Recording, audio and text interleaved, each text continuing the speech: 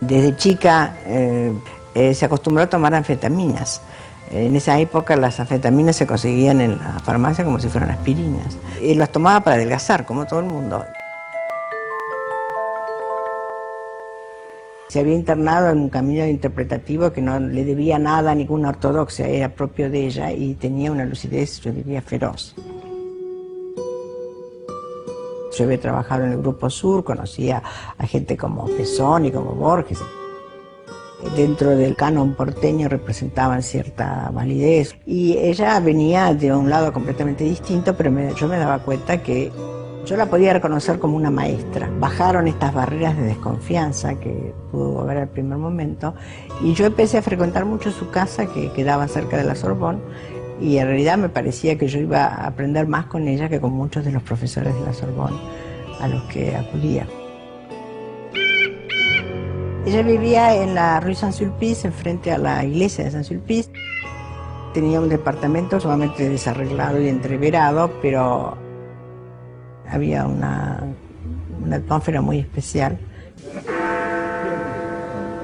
La única posible conversación era literatura, poesía, lenguaje, y era pasar las horas sin darte cuenta, porque era muy iluminante lo que ella decía y además era ese tipo de personas que no solamente te dice cosas interesantes, sino que puede suscitar en uno cosas interesantes que uno mismo no sabía que sabía.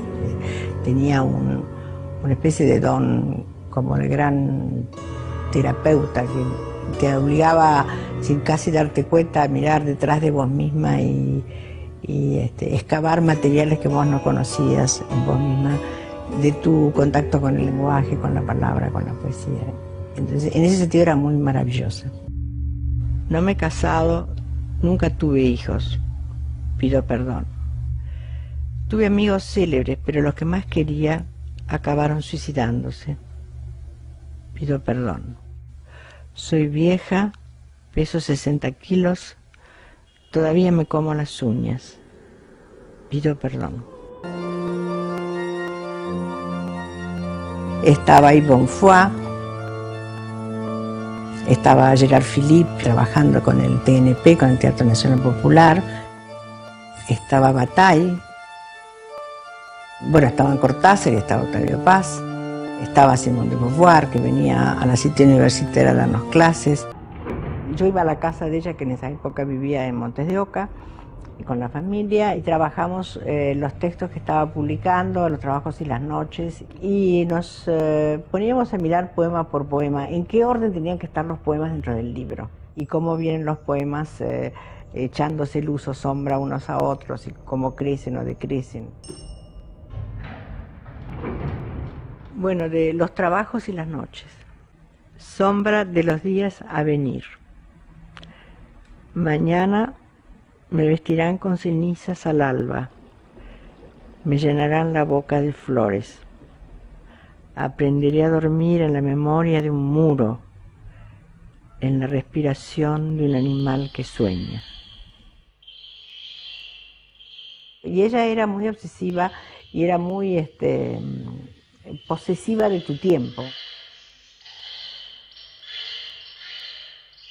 Eso también espejaba su obsesión con las palabras mismas. Cuando se pasaba una hora pensando un adjetivo, escribiéndolo en la pared, dibujándolo en un papelito con diferentes colores, a ver si ese era el adjetivo.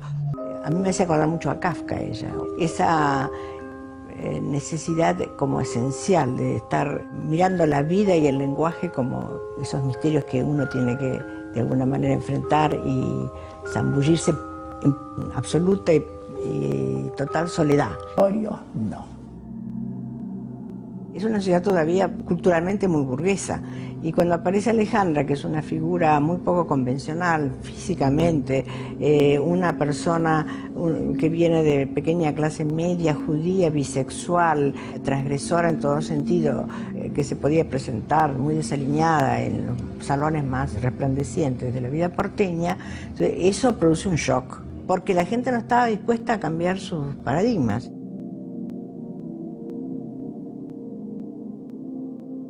por su propio peso y por el tipo de estética, por el tipo de persona que ella era muy raro que gente de derecha se le acercara. Ella tenía un gran olfato para percibir ondas antisemitas y entonces era muy difícil. Le hicimos una entrevista a Borges juntas para Zona Franca. Las preguntas de la entrevista con Borges casi todas son de ella, pero a ella le importaba que yo estuviera allí. Yo era como una mediadora en esos encuentros.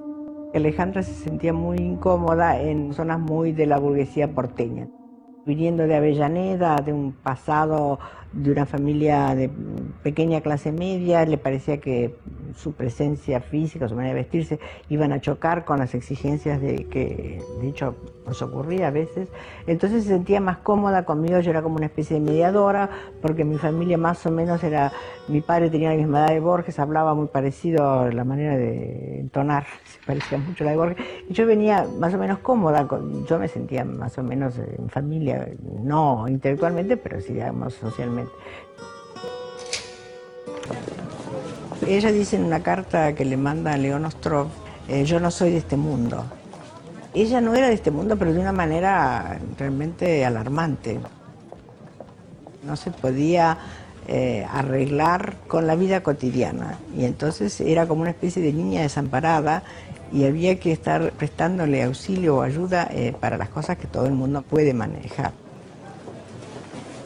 Ella se sentía de alguna manera como que había nacido fuera del mundo y que se le reprochaba todo el tiempo ese estar fuera del mundo y ella no podía hacer nada para incorporarse al mundo. Eso se fue agravando con el tiempo, porque cuando eres muy joven puede ser como una especie de gracia, pero cuando ya tienes más de 30 años y no te sabes hacer un par de huevos fritos, te vuelves como una especie de astilla en la superficie del mundo. La gente no entiende por qué estás tan desamparada. Y había en ella una especie de como de abandono insalvable, digamos.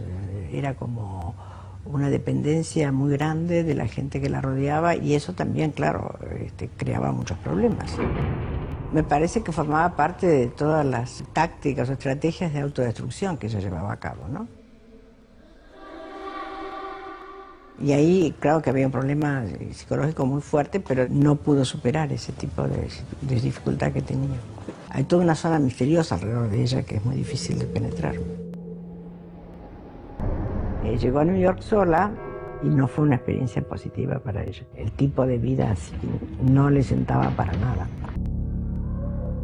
La familia de Alejandra había sufrido durante la Segunda Guerra Mundial la doble persecución, primera nazi y segundo comunista, y había gente en la familia muerta de los dos lados. Y a ella le quedó como una especie de escepticismo total con respecto a lo que fueran las propuestas políticas. Tenía así olfato para discernir sobretonos antisemitas en algún discurso político de algún lado.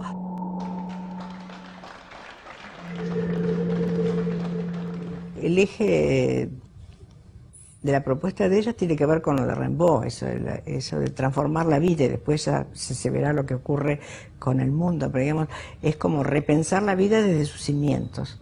Y bueno, ella fue por ese camino, digamos. Ella no tenía una crítica a la sociedad, tenía una crítica más profunda a la vida y al lenguaje. Es decir, esta vida no nos pertenece, esta vida nos lastima, esta vida nos hiere, este lenguaje no es el nuestro, tenemos que cambiar eso. Y lo demás vendrá por añadidura, ese sería un poco el gesto de ella. Y ella decía, la rebelión consiste en contemplar una rosa hasta pulverizarse los ojos. La poesía, cuando está contemplado en lo absoluto, va a transformar nuestros sentidos. Cuando yo vivía en Estados Unidos y estaba el momento de la guerra de Vietnam, donde estaba todo dado vuelta y nos corrían con los perros la policía o con las manifestaciones, y había escrito en las paredes de mi oficina y había puesto esta frase de Alejandra: la rebelión consiste en contemplar una rosa hasta pulverizarse los ojos. Y un día, bueno, salgo de la oficina y cuando vuelvo encuentro que me han cambiado el texto y me han puesto: la rebelión consiste en contemplar una rosa hasta pulverizarle los ojos. Me pareció como un omen de lo que iba a ocurrir después, ¿no? Muy perturbador me resultó. Esa rosa pulverizada me dejó muy mal.